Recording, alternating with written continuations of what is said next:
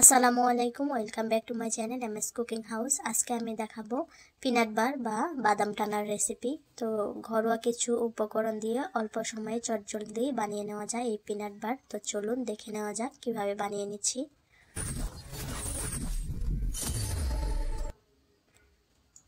তো প্রথমে আমি একটি ফ্রাই প্যানে দিয়ে দিচ্ছি পরিমাণ মতো চিনি। এটা কম বেশি করা যায়, এটা কোনো প্রবলেম না, আর এটা আপনাদের ইচ্ছা মতো দিতে পারবেন।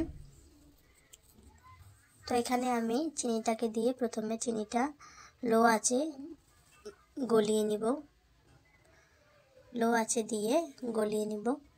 এখানে কোনো পানি ইউজ করা যাবে না, শুধু এভাবেই চিনিটা ক্যারামেল করে নিতে হবে।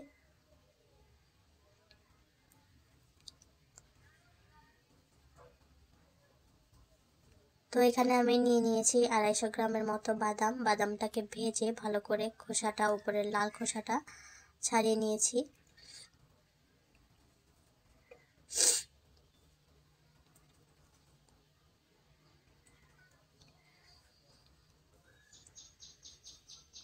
এগুলো হচ্ছে চীনা বাদাম, তো ছাড়িয়ে নিয়েছি, এটা একটি সাইডে রেখে দিচ্ছি। ক্যারামেলটা রেডি করার জন্য এখানে লো হিটে রেখে আস্তে আস্তে ক্যারামেল করে নিতে হবে। এই তো দেখতে পাচ্ছেন যে কালার আসা শুরু করে দিয়েছে। একবারে হাই হিটে দেওয়া যাবে না, তাহলে কিন্তু পুড়ে যাবে। তো আস্তে আস্তে এই কাজটি ধৈর্য সহকারে করতে হবে।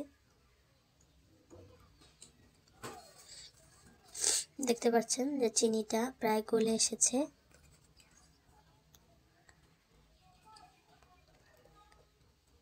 তো এখনও যারা আমার ভিডিওতে একটি লাইক দেননি, প্লিজ একটি লাইক দিয়ে দিবেন। আর যারা নতুন দর্শক, আমার চ্যানেলটি সাবস্ক্রাইব করে রাখবেন, এটা আপনাদের কাছে অনুরোধ। এতে করে আমার চ্যানেলটি আরও বড় হবে, আরও মানুষের কাছে পৌঁছে যাবে।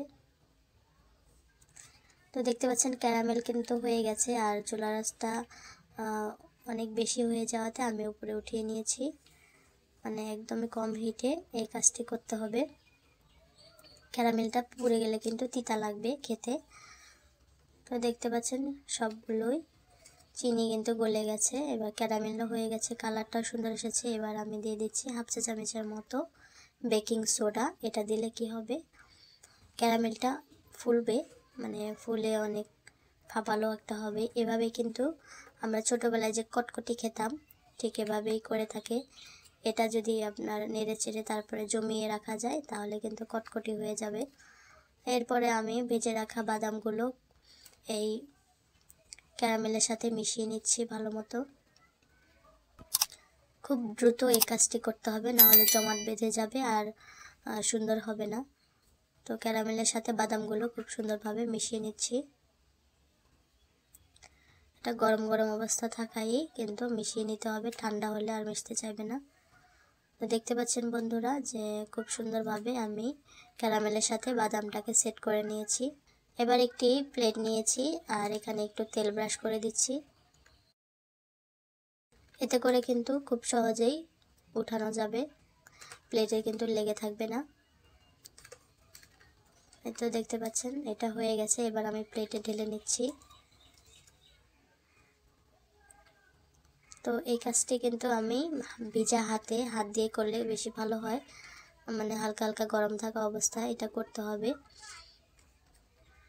প্লেটটা একটু ছোট হলে বেশি ভালো হতো। তো দেখতে পাচ্ছেন যে খুব সুন্দরভাবে সেট হয়ে গেছে। একটু ঠান্ডা হলে আমি কেটে নিব।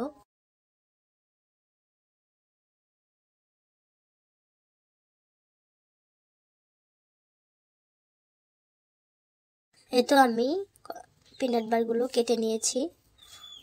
তো যদিও খুবই একটা ভালো হয়নি, বেশি শক্ত হয়ে গেছিল, মানে একটু হালকা গরম গরম থাকা অবস্থায় কাটতে হবে। তো যাই হোক, এভাবে সবাই কিন্তু পছন্দ করে পিনাট বার বাদাম টানা রেসিপি। আর এটি খুবই কিন্তু পুষ্টিকর, যেহেতু বাদাম দিয়ে তৈরি, বাচ্চারাও খুবই অনায়াসে পছন্দ করবে, সবাই পছন্দ করে এটি। আর খুবই সুস্বাদু। আপনারা বাসায় কিন্তু ঘরে তৈরি করে অনেক দিন পর্যন্ত সংরক্ষণও করতে পারেন। কেমন হয়েছে আমার আজকের এই ভিডিওটি আমাকে অবশ্যই কমেন্টে মতামত আপনারা জানাতে পারেন। তো দেখা হবে অন্য কোনো ভিডিও নিয়ে। এই পর্যন্ত আল্লাহ আপনাদের ভালো রাখুক, সুস্থ রাখুক এই প্রত্যাশা করি। আল্লাহ হাফেজ।